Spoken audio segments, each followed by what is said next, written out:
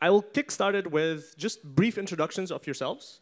And then I got inspired by the previous panel, and we'll do quick fire right after that. But quick intros, please. Sure. Hi. Good afternoon, and a special thank to Brinc and Invest Hong Kong to have me here. A real pleasure to see some old friends, old faces, and of course, new friends. So my name is Amit Kakar. I'm the senior partner and head of Asia for Novo Holdings. Novo Holdings is the wealth management arm of the Novo Nordisk Foundation. I hope I don't have to explain what Novo Nordisk is. I think everybody knows them very well these days. And we are one of the largest healthcare, life sciences, and sustainability investors globally today. Thank you. Andrew? Hi, Andrew Peng here. Thank you very much for the invitation to join the panel as well. I'm a managing director at Ally Bridge Group. Ally Bridge Group, we are a healthcare, life science focused investment fund. We invest globally across all subsegments, but predominantly now focusing in the US as well as Europe. Thank you very much. And last but not least, Yolanda. Hi, glad to be here. I'm Yolanda Yang. I'm with ABCI Direct Investment Team.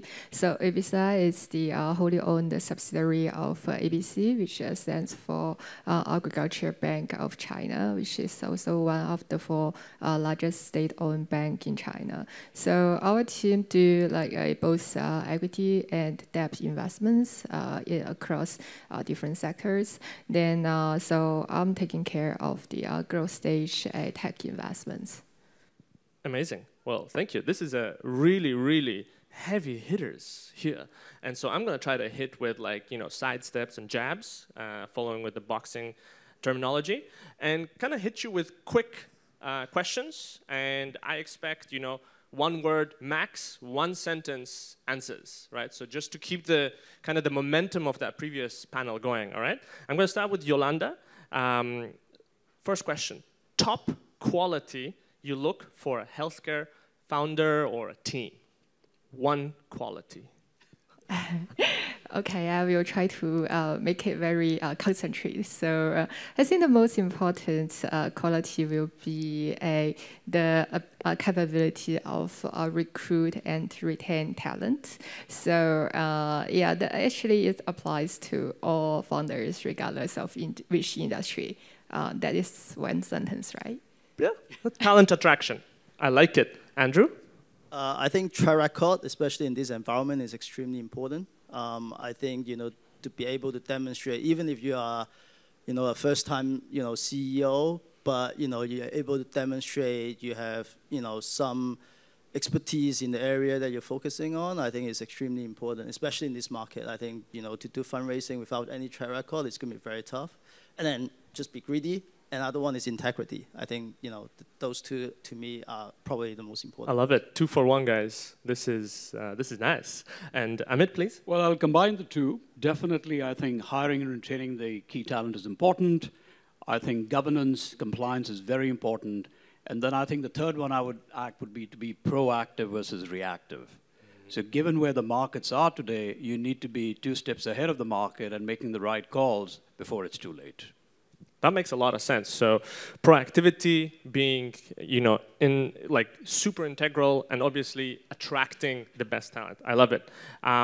So following that, we're going to, roller coaster back. So what is the best startup you have seen this year? Now, look, I can't say that. I've got a lot of them out there, and I'm going to piss off a lot of people if I name one.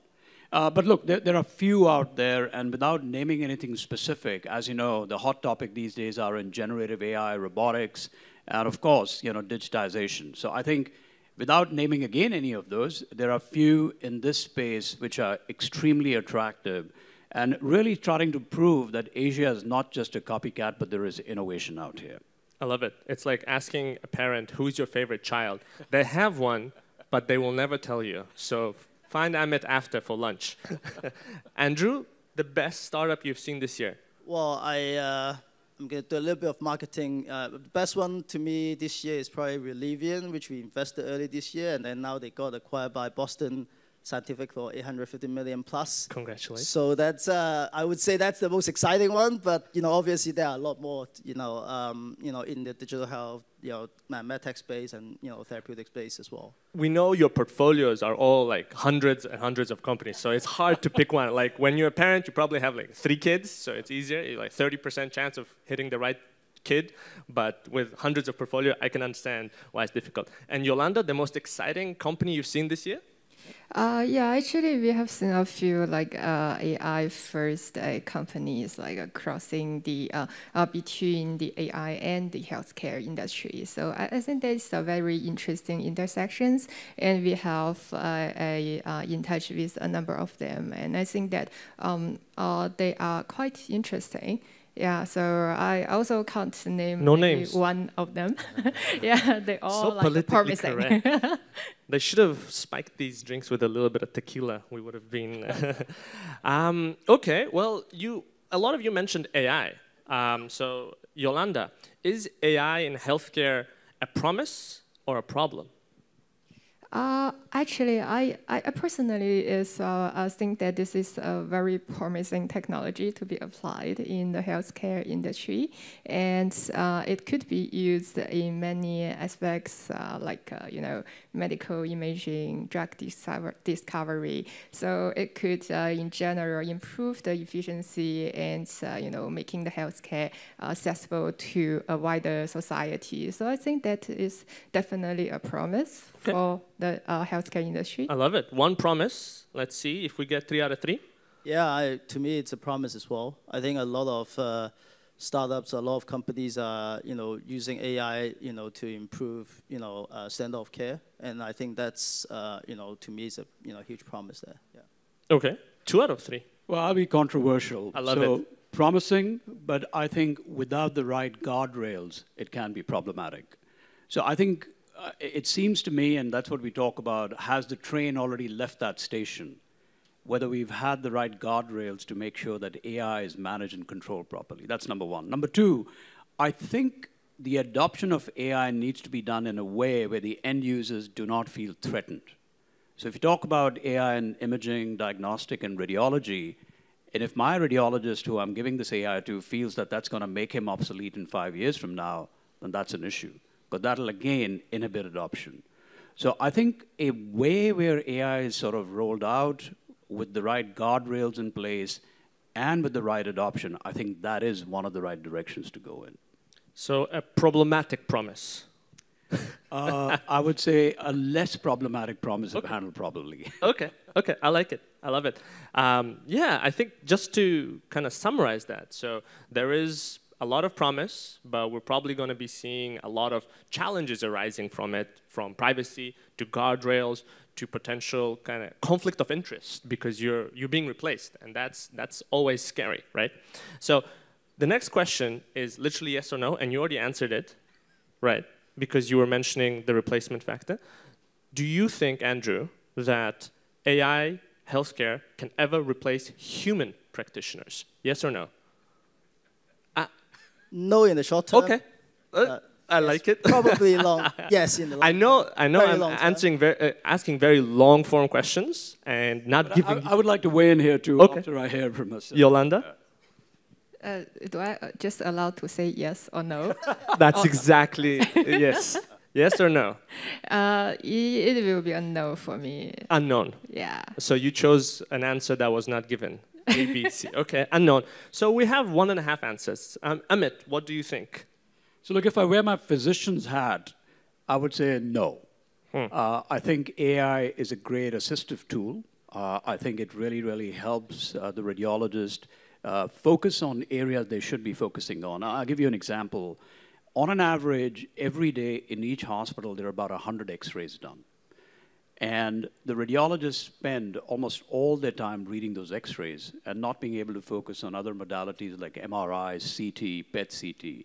And they don't like that. They want to spend more time on more complex modalities.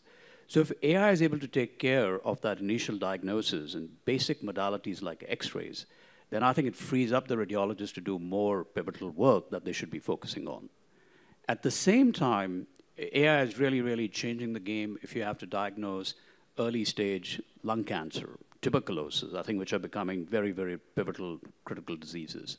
So I think AI will continue to partner with the radiologists as we go forward. But then I think both of them need to adopt and adapt to the next stage. This makes a lot of sense, right? Yeah. We didn't replace, a certain skill set. We are enhancing it, right? We have a very intelligent crowd here. So I'm going to ask you the same question. And here, you don't have a microphone, so you literally can do either yes or no. How many of you in the crowd think that AI healthcare practitioners will replace real practitioners? Raise your hands up. Okay. No, you don't have a microphone. I'm sorry, my friend. Well, the question was whether they would be absolutely obsolete. A radiologist of 10 years from now, you would not have a radiologist left. So mostly no. Yes? Okay, we have some yeses, all right. Oh, mostly no. So most people feel relatively secure with their jobs and their skill set. I like it. Keep the momentum going. There's a lot of AI hype. There's a lot of replacement fear. Are we living in a bubble, Andrew? I don't think we're living in a, from a fundraising standpoint, I don't think we're living in a bubble at this point, because I think the bubble kind of burst already. If you look at, the public markets, right, stocks have fallen. A lot of companies are trading below cash almost, right, or at close to cash. So I think, that's trickled down to the primary market as well. We're seeing a lot of companies, a lot of, entrepreneurs being a lot more realistic, about, valuations.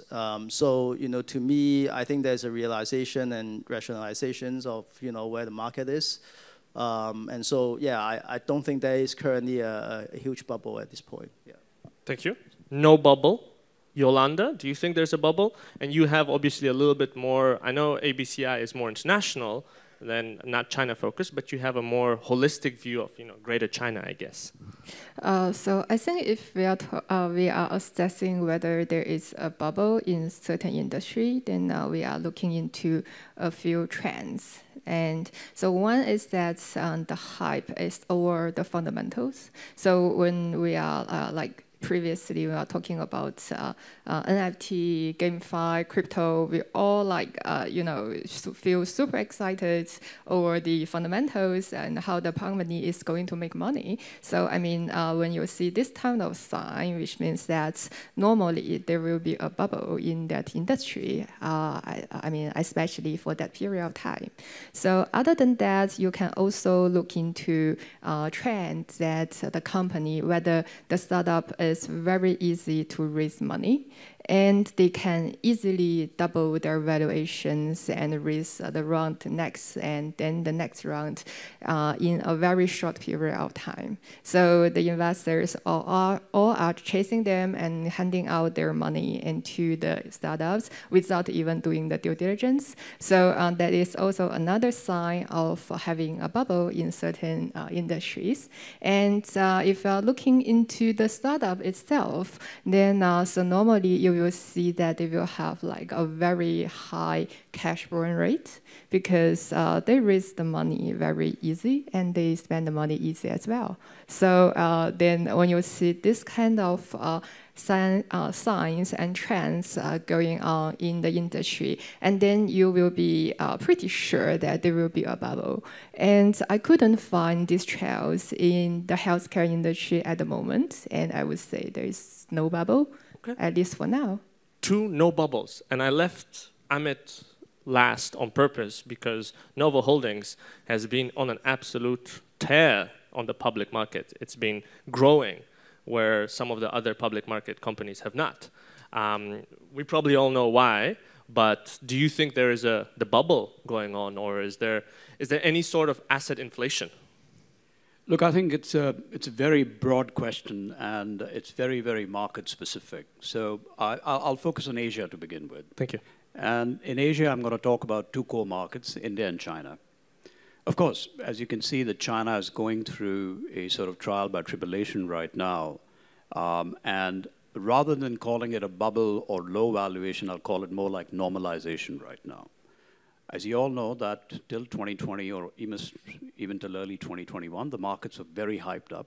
The valuations were at all-time high. There was a lot of capital pouring in, and there was a lot of benefit a lot of companies got, even though they didn't have the right cadence or the right format to raise money.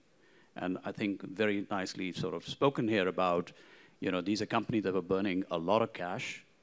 They were living from one day to the other, but yet they had the headlines of, you know, either AI, generative, or something else, and able to attract capital. I think those times have gone. I think when I talk about normalization, I talk about people who look at quality and caliber of company, the kind of product they have, the kind of management team they have, and their cadence to be profitable. It's very hard right now, even though there's great technology, to raise capital if these companies are burning cash. Now, you switch tracks to the other side and talk about India at the moment. And India, the public markets are on fire right now. There's a lot of capital pouring in. So much growth. A lot of growth, a lot of valuation. But also remember, it's a bit of a China effect. The capital that was going to pour into China or go into China, it's now being diverted to India. And these could be monetarily, because we don't believe this is going to be forever. I think there's going to be a balance and a normalization. The interest rate increase is happening. There is the liquidity, the free cash that was available till about a year and a half ago is going. So, you know, people who were dependent on such low interest rates and, you know, credit facilities, I think that's going to be a challenge now. So I think as we go forward, we will be in a more realistic and a normalized world where for high quality, good growth companies, good cadence, the valuations will continue to be good, strong. They would demand better valuation. For everybody else, it'll be a fight to raise any capital. So that's my sort of take. Thank you. My rapid fire question became very in-depth, and no, I love it because there's some very interesting insights that all three panelists shared. It was a combination of how are you spending your cash, and that goes back to your first question, your first answer. You know, talent attraction. So if you're hiring the right talent, right, they will know how to spend the resources wisely. They won't just be like spending for the sake of spending, right? Same goes with the management in terms of like how to build a team out, right? So there's a lot of things that are being interconnected here. And then obviously, you know, the monetary market, it has a life of its own. Therefore, whether it's China, India, Europe, Southeast Asia, capital is just flowing from one to another, and that's also creating certain inflationary effects. That's really interesting. Just to kind of change gears a little bit, we touched a little bit about the finance aspects, to bringing it back into, I think, healthcare kind of future. And I'm going to go back to my rapid fires now, and I'm going to make each one of you give me a number. It's not your date of birth. It's not anybody's height or weight. I'm going to ask you, what do you think the life expectancy of humans when developed countries, so give it a caveat, we can't go all global, will be in 2050? Okay? Everybody got that question, right? I'll give you 10 seconds to kind of think about it. 2050, developed markets, life expectancy. Andrew, you're looking at me, so I'm going to ask you first. Well, it's, let me think. You know, it's anywhere between 100 to 150, I guess. Okay, so we're going up. Yeah. Okay. Yeah, I think so. No, that's already positive, you know. So there are some people who are thinking we're going to go down. I mean, there's so much pollution in the air. There's so much plastic in our oceans. There is an argument to be made. I think you have to trust in human, you know, and, you know, eventually we're going to have solutions for most of the problems, you know, when it gets too critical. And, you know, just staying back, you know, to the theme of today, I guess healthcare, you know, just you're seeing so much, you know, innovation being poured into the space. And, you know, even in this downturn of the market, you know, there's still a lot of capital, right? You know, because, you know, I think the, you know, human need or chase for, you know, eternal life, right? It's longevity, ingenuity of human. It's never ending, right? So you know, I believe, you know, we'll probably live longer. Ever the optimist. Thank you very much, Andrew. Yolanda, what do you think our life expectancy will be in 2050? Okay, actually, it's very hard to believe that 150 years ago, our average life expectancy is only 40 years. So that means we already double it in 150 years time. So by applying that same speed of extending our lifespan, I think we can live well over 120 when we are reaching like 2050. But I think that brings me another question: is how? Do I still need to work while I am 100 years old? So that is another question. I might not have enough money to spend when I'm old enough. Quality of life as well, right? By the time you get 120, do you actually want to be 120? I think I can leave the quality of life for the pharmaceutical companies to think about it. And I leave the rest of the question to myself. It's an interesting question, right? Because our retirement age in most developed countries is 60, 65, right? And if we're living longer and longer and longer, and you retire by 60, or like you're forced into retirement because, you know, there's the new generation who wants to also make money and earn a living, yet you're going to live for another 100 years, right? That's going to create some social issues, right? So I know I tried to make it a rapid fire, but this is what happens when you have an interesting panel. Amit, what do you think our life expectancy will be in 2050? Or you'll be upset about the rapid fire not being very rapid fire when I give my thoughts. So look, I look at it from two aspects. I think both my fellow panelists made a very valid point. It's not about living long. It's about the quality of life that you would have. Like today, that quality of life starts to deteriorate when you're 50. You have chronic metabolic diseases, cardiac diseases, unfortunately, neurodegenerative diseases like Alzheimer's and all, so we don't still have any solutions for that. So you may be 80, you will not remember where your whiskey is. That's a problem. Or your hand may shake taking a glass of whiskey. Both are problems. So I think on one aspect, quality of life, I think hopefully that'll improve. So even if you live up to 100 years, you'll enjoy that full 100 years of your life, being mobile, with mobility, able to do things that you like, and also cognizant. But then I'm also a bit of a pragmatist, and I think somebody talked about, or you mentioned about, what are we doing to the planet right now? So we are at a brink, no pun intended, we are at a brink where we can shift either ways. And this is why at Novo Holdings, our theme is investing for the betterment of humans and the planet. Because you can't disconnect these two. If you don't look after the planet, the plastics continue in the ocean, you know, carbon dioxide continues to be in the atmosphere, global warming continues to be there. I don't think there'll be a future. I think 2050 is, you know, we're gone, probably. I think one of the famous scientists said the best way for humans to sort of heal this planet is to leave this planet. I think we may be heading towards that. So I think the fine balance between, as we sit here on these panels and talk about investing in healthcare, I think what we should be also talking about investing in sustainability. Otherwise, there's no healthcare because there's going to be no humans left in that period of time. That's an extremely nuanced answer, and I think that probably gave a lot of insight into how we should be thinking about a lot of our investing. And I echo a lot of what you just said in our fund as well.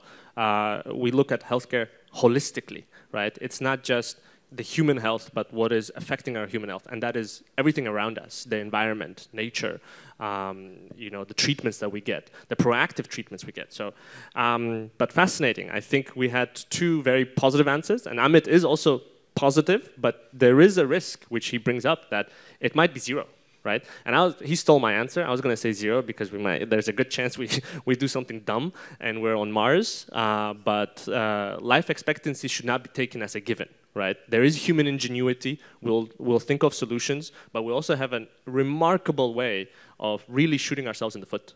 Yeah. Thank you. That was a very good rapid fire, I'd say. Kind of moving it towards a little bit more healthcare in depth.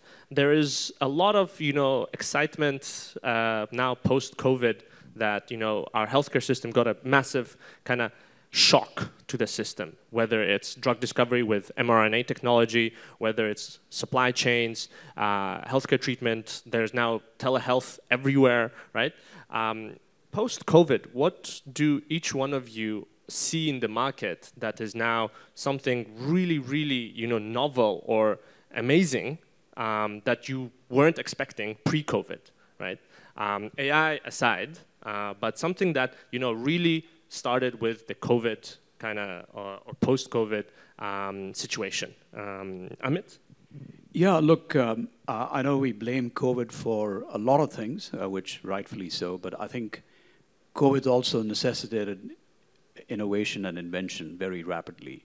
I think what would have taken 2 decades or 3 decades, we managed to achieve in 2 years. Whether it's the new mRNA vaccination, whether it's diagnostic testing, whether it's treatment therapies, using antibodies for treatment. I think it really, really accelerated that period. I think in our observation, there are a few things that have really emerged strongly after COVID. One is the actual fast adoption of digital health. So, telehealth has been around for 20 years or 30 years even, but people were always very reluctant to actually get on a video call with a doctor or talk to them. COVID necessitated that. Now, that doesn't mean everybody's 100% adopted. People are still wanting to go back to the doctors, but we're seeing more and more primary health and some chronic care being done through telehealth. So that's one thing that's been very, very positive. I think the mRNA has got an accelerated boost and gone beyond just the vaccines into now treatments for different kinds of cancer. And I think that's going to continue to grow, that's going to continue to progress extremely well. And I would say the last thing that has actually happened is that COVID has made people very, very conscious and cautious about their health. I remember earlier, it was hard, even my family members, to convince them to get health insurance. Because they would say, oh, we are fine, we are 30, we are 40, we should be okay. But post-COVID, that's completely changed. So health insurance industry, for the right reason, people have realized the damage such an incident can do, not just to their health, but to their wallet. So we've seen a rise in health insurance, which is also fueling more treatment, more checkups. I would say early checkup to make sure that there is no issue. So catching a disease or diagnosing a disease early on, that obviously saves more complications and capital deployment. Oh, that's a very interesting insight. Thank you. Andrew, what have you seen? Yeah, I'm going to echo a lot of what Amit said as well. In the telehealth and digital health space, we're seeing a lot of actually not just using digital health or telehealth for access, because historically that's trying to match imbalance in resources, right? But now using telehealth or digital health to really improve the quality of care. And that's just, unheard of, right? Because you're seeing a lot more monitoring or, measurement, or even using voice. Recently I, met a startup using voice to detect depression, right? So these kind of technologies, trying to just, not just using, technologies to, improve access in the telehealth, space, but also, really improving the quality of health or healthcare delivery. And I think that's, a trend that we're seeing a lot. And the other, again, echoing Amit's point, is on the, monitoring side. We're seeing a lot more new technologies being developed, wearables, or, diagnostic tests, frequent low-cost diagnostic tests, being developed, right? Trying to basically monitor, especially high-risk populations. So we're seeing a lot of those, startups being, focusing on that area as well. Thank you. And Yolanda, what have you seen? I think they have, set most of the trends. So just to add a little bit, we have seen more and more home-based solutions. Then, especially after the COVID-19, so there are more a medical device company. They have developed the solutions, which is smaller, portable, can be used at home. So, which is this is also one of the area that we have seen, more and more startups are working on it. Oh, fascinating. Home devices. Thank you. Unfortunately, we are really pressing up to the lunchtime now, and I can see people looking quite angry at me for not letting them eat. So we're gonna have to wrap it up, and I really enjoyed this panel. I'm sure a lot of our audience members did. What is the best way to connect and reach out? Because I know you're all gonna get flooded with people and everyone wants to connect, but what's the best way to connect with you, like LinkedIn, Twitter, or sorry, X, whatever else there is out there? What's the best way to find you? Amit? Yeah, I think LinkedIn is the best way. All right, so LinkedIn for Amit. Same here, LinkedIn, yeah. LinkedIn, WeChat, WhatsApp, whatever way you like. Yeah, I love it. I'm all very right. accessible. Very easy to find us. We all have very distinct names on LinkedIn, so it's going to be pretty easy to find us. Please do connect. I know for a fact that we're all very responsive on LinkedIn because, you know, post-COVID, everyone's very digital. So please reach out in case we can't all connect with you in person. But thank you very much once again. It was an absolute pleasure to moderate, and thank you for being a great audience.